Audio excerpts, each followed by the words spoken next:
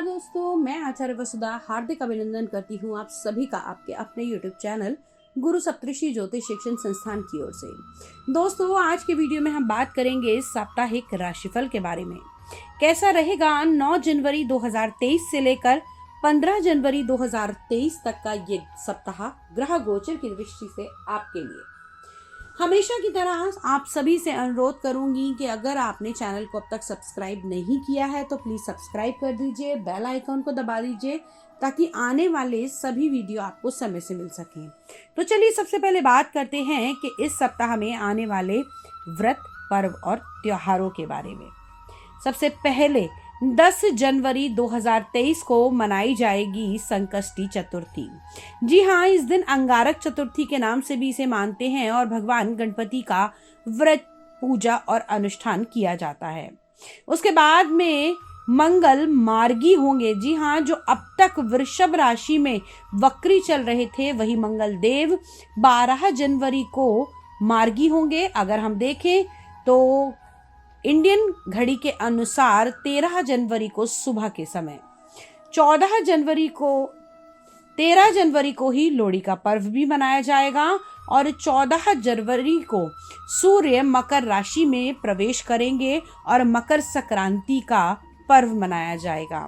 तो ये तो थे व्रत, पर्व और त्योहार। इसके बाद जान लेते हैं क्या रहेगा आपकी राशि पर प्रभाव ग्रहों का इस सप्ताह में और कौन कौन से ग्रह कहाँ गोचर करने वाले हैं।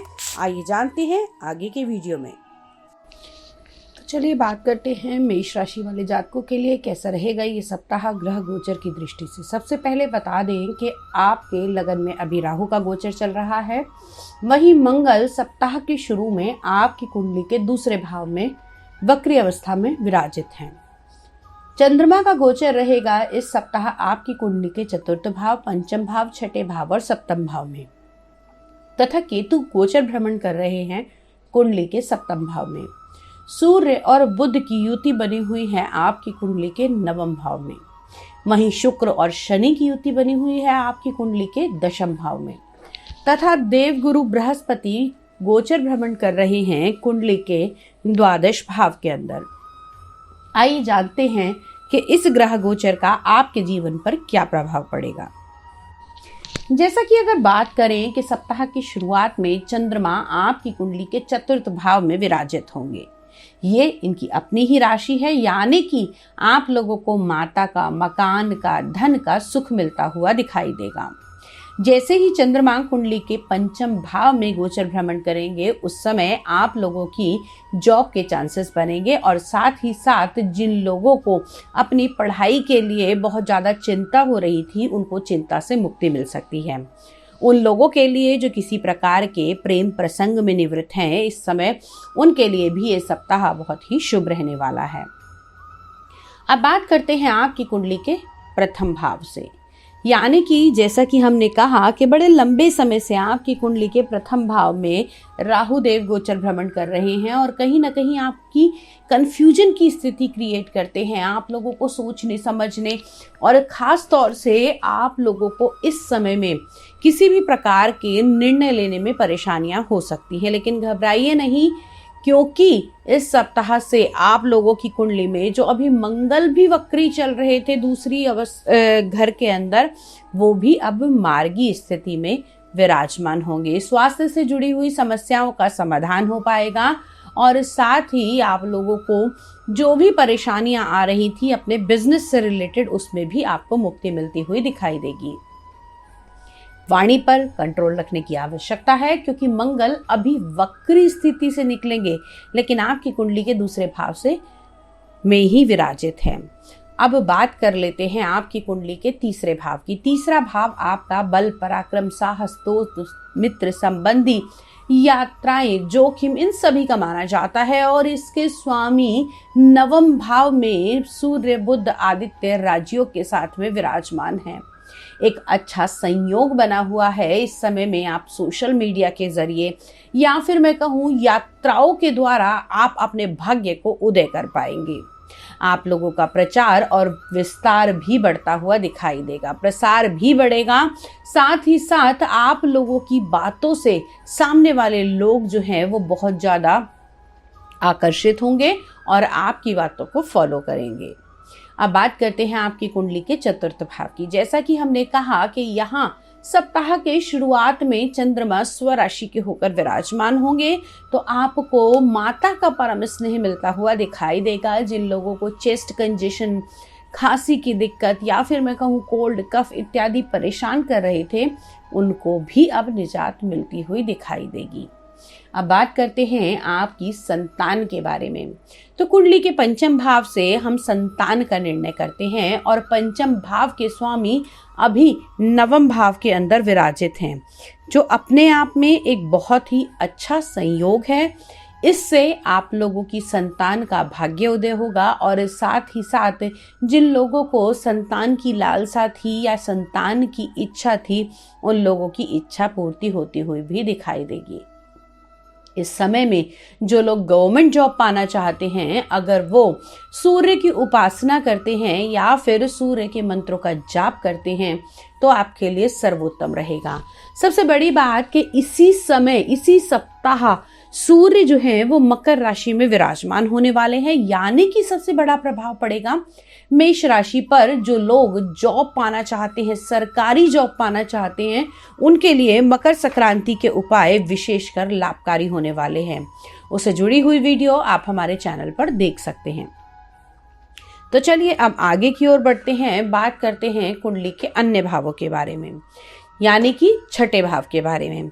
छठा भाव जिसे हम रोग, ऋण, शत्रु इन सभी का मानते हैं और उसके स्वामी भी अभी एक अच्छी स्थिति में आपके नवम भाव में विराजमान हैं। अगर देखा जाए तो इस समय में कोई लोन लिया है तो वो चुकता हो जाएगा, या फिर मैं कहूँ आपकी वाणी के द्वारा या आपके काम के द्वारा अगर कोई शत्रु बने भी थे तो वो यहाँ से मुक्त होते हुए दिखाई देते हैं। आपकी शत्रुता समाप्त होती हुई दिखाई देती है। साथ ही साथ वे लोग जो शेयर बाजार, सट्टा इत्यादि में काम करते हैं, उन लोगों के लिए भी ये सप्ताह अच्छा रहने वाला है। हाँ, थोड़ा थोड़ा करके आप लोग बैटिंग कर सकते हैं, स्टार्ट कर सकते हैं, लेकिन बहुत बड़ा कोई भी डिसीजन लेना अभी लाभकारी नहीं होगा। अब बात करते हैं आपकी कुंडली के सप्तम भाव के बारे में, जिसे हम विवाह का कलत्र भाव मानते हैं, आपके गुप्तांगों का भाव मानते हैं, जहां पर केतु का गोचर चल रहा है। जिन लोगों को गुप्तांगों से जुड़ी हुई समस्या चल रही हैं, भयंकर एलर्जी चल रही है, सीवियर एलर्जी जिसे कहते हैं, तो उन लोगों को भी इस समय में केतु के मंत्रों का जाप और केतु के दान अवश्य करने चाहिए। साथ ही साथ जिन लोगों के विवाह में परेशानियां चल रही हैं या फिर मैं कहूँ बात तलाक तक पहुंच गई है, कोर्ट केस चल रहा है, तो आप लोग इस साल के अंदर भूल कर भी किसी भी प्रकार का फिश का सेवन ना करें, किसी मांसाहारी चीज को ना खाएं, क्योंकि इससे परिस्थितियां खराब होती हुई दिखाई देंगी। इनको सुधारने के लिए आप स्मोक ग्रे कलर के कपड़े का दान कर सकते हैं। साथ ही साथ जितना अधिक हो सके उतना कबूतरों को बाजरा अवश्य खिलाएं। अब बात करते हैं आपके भाग्य भाव के बारे में, जिसके बारे में पहले भी चर्चा कर चुकी हूँ कि जी हाँ, सूर्य बुध आदित्य राजयोग बना हुआ है नवम भाव के अंदर। आप लोगों को सरकारी जॉब दिलाएगा, सरकार के द्वारा आप लोगों को लाभ प्राप्त करवाएगा। जो बच्चे किसी प्रकार से, अगर मैं कहूँ कि आप लोग कम्युनिकेशन सेक्टर में जाना चाहते हैं या फिर अपनी CA की तैयारी कर रहे हैं, उन लोगों के लिए ये सप्ताह विशेषकर लाभकारी रहने वाला है। इस सप्ताह में आपका पढ़ाई में मन भी लगेगा, पढ़ा हुआ अच्छा भी रहेगा, और आपने अगर किसी एंट्रेंस की तैयारी की थी और सक्सेस नहीं होने की संभावना थी, तो इस सप्ताह में कुछ छोटे छोटे उपाय करके उसमें सक्सेस पा सकते हैं। अब बात करते हैं आपकी कुंडली के दशम भाव के बारे में, जहां पर शनि और शुक्र की युति चल रही है। जो लोग किसी प्रकार के मर्चेंटाइल के बिजनेस में हैं, किसी प्रकार का कंस्ट्रक्शन का काम करते हैं, या फिर मैं कहूँ सेना से जुड़ा हुआ कोई काम करते हैं, उन लोगों के लिए इस सप्ताह में थोड़ा सा संभल कर चलने की आवश्यकता है। साथ ही साथ अगर आप पेट्रोलियम के बिजनेस में हैं, सौंदर्य प्रसाधन के बिजनेस में हैं, सिक्योरिटी के बिजनेस में हैं, किसी प्रकार के अस्पताल की सेवाएं प्रदान करते हैं, तो आप लोगों के लिए ये सप्ताह बहुत ही लाभकारी रहने वाला है। विदेश भावों से जुड़कर भी आप अपने कार्य को आगे बढ़ा सकते हैं, अपना प्रचार और प्रसार कर सकते हैं, जिससे निश्चित तौर पर आपको उन्नति भी मिलेगी और साथ ही साथ प्रख्याति भी मिलती हुई दिखाई देती है। इस साल के दूसरे सप्ताह में आप लोगों के लिए जो लकी नंबर रहेगा वो रहेगा नंबर 9 और लकी कलर आप लोगों के लिए रहने वाला है गोल्डन रेड कलर। दोस्तों, ये तो था आपका साप्ताहिक राशिफल, लेकिन हर व्यक्ति अपनी अलग कुंडली लेकर पैदा हुआ है, अलग ग्रह नक्षत्र और अलग ही दशाएं हैं।